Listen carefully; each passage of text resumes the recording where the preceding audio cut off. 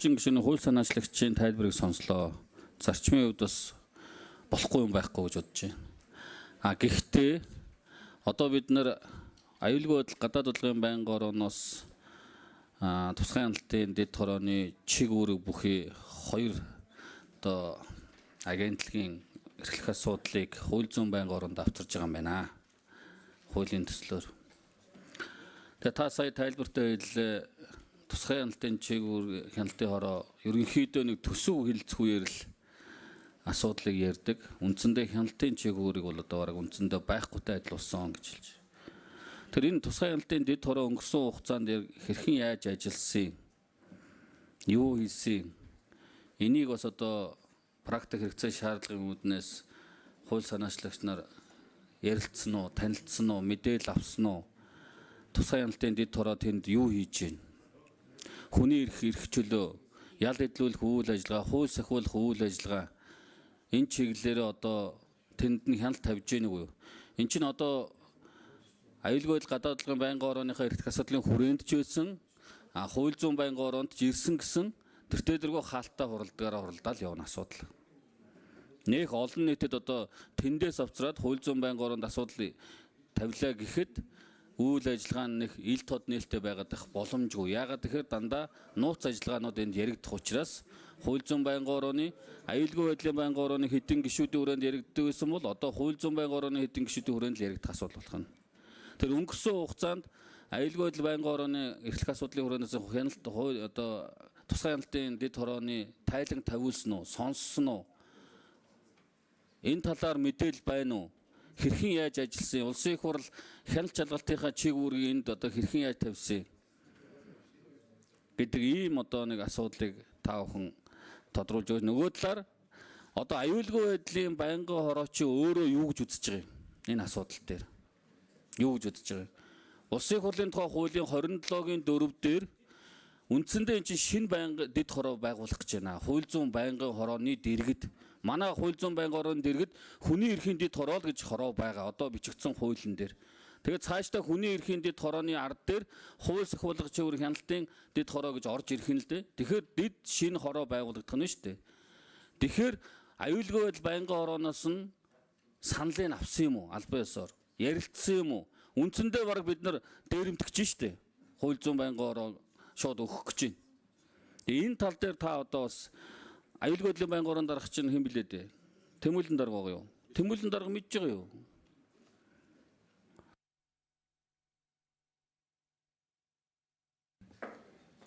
За, Тэмүүлжин гүшүүн хариулъя. За, сүүлийнх нь асуултаас эхлэе. Ер нь бол санал авах гэдэг ойлголт хууль тогтоогч хэрвээ санал авах бол улсын их хурл буюу хууль тогтоох байгууллагаас гадна байгаа чиг үүргийн институцүүдээс хуулийн одоо саналыг бол авдаг. Дээд шүүхээс, засгийн газраас гэх мэтлэн. Хууль тогтоох байгууллагын дотоод бүтцээс бол санал авах гэдэг ойлголт байхгүй.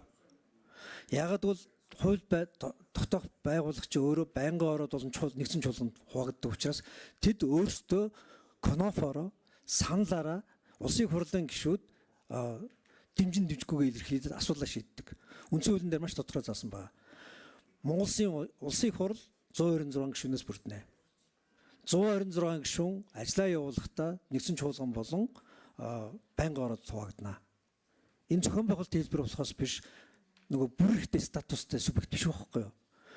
Бүр ихтэй статустай субъект чинь гүйцэтгэх эрх мэдэл байна, шүүх эрх мэдэл байна, ерөнхийлөгч институт байна. Тэгэхээр бид нөгөө санал авах гэдэг энэ ойлголтыг хавтгааруулсан ерөнхий юм байдлаар томоор үндсэн хуулиар зөрчилдөж ашиглаж ерөөсө болохгүй. За, хоёрт нь таны дурдаад байгаа зүйл заалт бол хуулиар байгуулагддаг дэд хороотой холбоотой, хуулиар байгуулагдахгүй улсын хурлын тогтоолоор байгуулагдах дэд хороотой холбоотой асуудал. Өнөөдөр биднээс өргөн барьж байгаа асуудал чинь хуульд өөрчлөлт оруулах гэж байгаа. Хууль санаачлах эрхийнхээ хүрээнд хууль тогтоох байгууллага үйл ажиллагаар оруулж ирж байгаа. Хууль тогтоох байгууллагын үйл ажиллагаа эхлэх гэж хахад түүний дотоод нэг бүтээц хууль тогтоох байгууллагын юг зогсоож болохгүй шүү дээ. Эрхлэх байнгын хороонууд нь хилцэгсгээ шийдээд чуулганаар эцлэн шийдээл явдаг тийм л парламентын жишг байгаа. За, нэгдүгээр асуултан дээр Анх энэ тусгай хяналтын дэд дороо байгуулагдахдаа Инфатер гэдэг нэг генерал байсан. Арчилсан хүчний холбоо нас одоо сонгогдсон. Тухайн үедээ тагнуулын байгууллага дээр парламентын хяналтыг хэрэгжүүлэхийн тулд анх тусгай хяналтын дэд дороо байгуулагдсан юм байна. За тэнд одоо тагнуулын байгууллагын үйл ажиллагаа болон тухайн үеийн удирдлагууд хариуцлага тооцохтой холбоотой нэлээд маргаантай одоо хяналтууд яваад тэр хяналтаас хойш энэ тусгай хяналтын дэд хороо үндэ хяналт шалгалт явуулаагүй.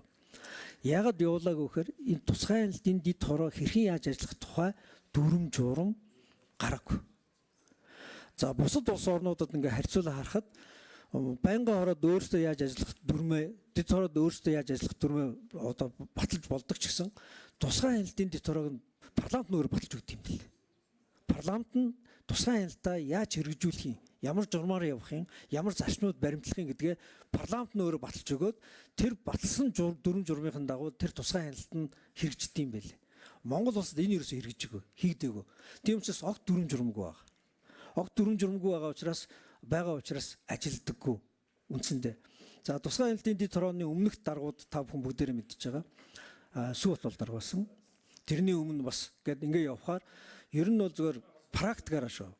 Практикаараа хамгийн мөнгөтэй хуулийн байгууллагуудад ашиг сонирхолтой байж болох хүмүүс тусгай хяналтын дэд хорооны даргын ажлыг аваад зөвхөн унтуулдаг байсан түүхтэй юм бэл.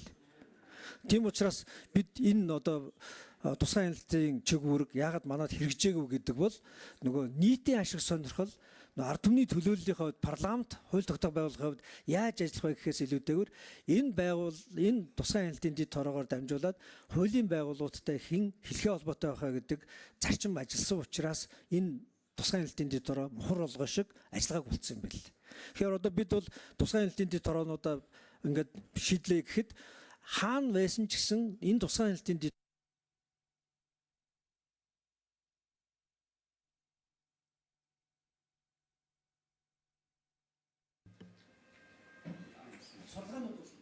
За. Болормоо гişүн. Асуултаас. За гişүүд тангимд орж ирж шүү.